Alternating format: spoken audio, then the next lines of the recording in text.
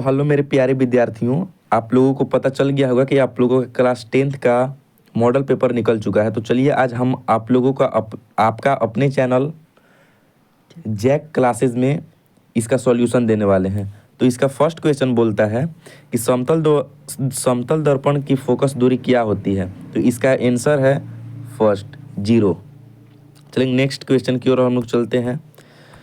तो इसका next question है, बोल रहा है कि किसी वस्तु का अवतल दर्पण द्वारा वास्तविक, उल्टा और समान आकार का प्रतिबिंब बनता है, तो वस्तु की स्थिति कहाँ है। तो आपको पता होगा कि वस्तु की स्थिति जो है सेंटर ऑफ कर्वेचर यानी सी पर है। इसका करेक्ट आंसर है बी।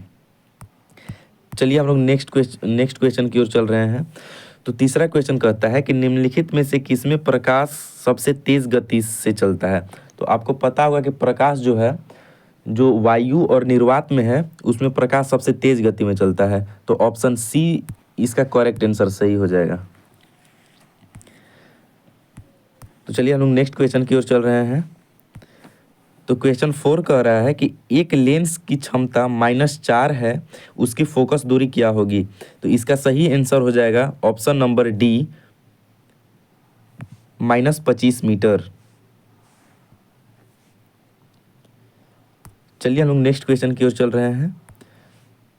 तो इसका क्वेश्चन 5 बोल रहा है कि मानव नेत्र की फोकस दूरी में परिवर्तन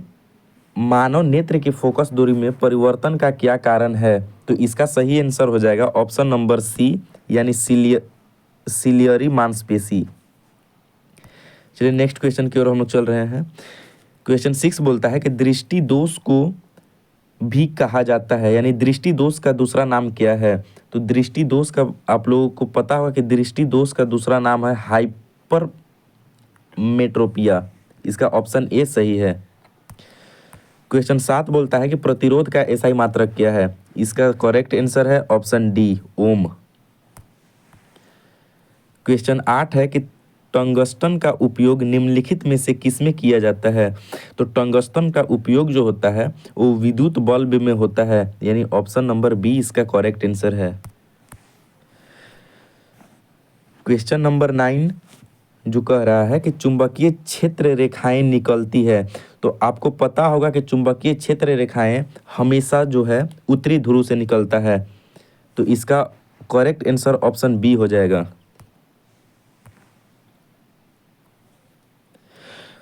क्वेश्चन 10 बोलता है कि निम्नलिखित में से कौन सा हमारे लिए ऊर्जा का परम स्रोत है। तो ऊर्जा का परम स्रोत हमारा ऑप्शन नंबर सी, यानी सौर ऊर्जा है।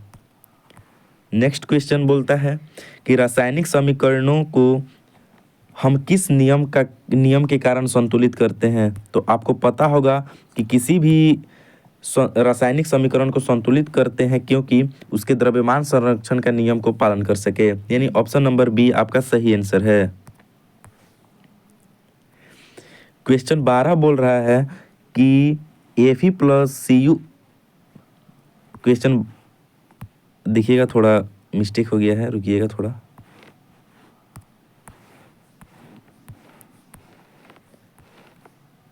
तो क्वेश्चन हम लोग 12 में थे। तो क्वेश्चन 12 बोल रहा है कि Fe प्लस CuSO4 जो रिएक्शन करता है तो बनाता है Cu प्लस FeSO4, किस प्रकार का अभिक्रिया, यानी कौन सा अभिक्रिया है। तो इसका सही आंसर आपका हो जाएगा विस्थापन अभिक्रिया, option number C correct answer. चलिए नेक्स्ट क्वेश्चन पर हम लोग चलते हैं। क्वेश्चन 13 बोल रहा है कि H+ आयन की सांद्रता किस पदार्थ में सबसे अधिक होगी। तो इसका राइट आंसर हो जाएगा ऑप्शन नंबर ए, यानी जठर रस, जो हमारा अमाशय में पाया जाता है। इसमें सबसे अधिक H+ आयन की सांद्रता रहता है। नेक्स्ट क्वेश्चन हमारा बोल रहा है, यानी क्वेश्चन 14 बोल रहा है कि पदार्थ ए, बी, सी तथा डी का पीएच मान क्रमशः 5, 8, 10, 13 है। उपरोक्त में कौन पदार्थ अम्ल है। तो आपको पता होगा कि यदि हमारा पीएच स्केल 0 से 7 तक जो रहता है वहाँ तक हमारा अम्ल का प्रकृति रहता है, यानी ऑप्शन नंबर जो ए है, यानी जो मेरा पदार्थ ए है वह अम्ल प्रकृति का है, यानी इसका ऑप्शन ए करेक्ट आंसर हो जाएगा। चलिए नेक्स्ट क्वेश्चन की ओर हम लोग चल रहे हैं, यानी लास्ट क्वेश्चन की ओर। आज वीडियो का लास्ट क्वेश्चन जो है, निम्नलिखित में से किस लवण का उपयोग सोडा अम्ल अग्निशामक में किया जाता है? तो इसका राइट आंसर हो जाएगा ऑप्शन नंबर बी, यानी NaHCO3 जो लवण का उपयोग होता है, जो सोडा अम्ल अग्निशामक में किया जाता है। तो हम लोग मिलते हैं नेक्स्ट वीडियो में। सो आप लोग पढ़ते रहिए मन लगाकर, आपके एग्ज़ाम और आपके लाइफ के लिए all the best. Thank you. हम लोग मिलते हैं नेक्स्ट वीडियो में।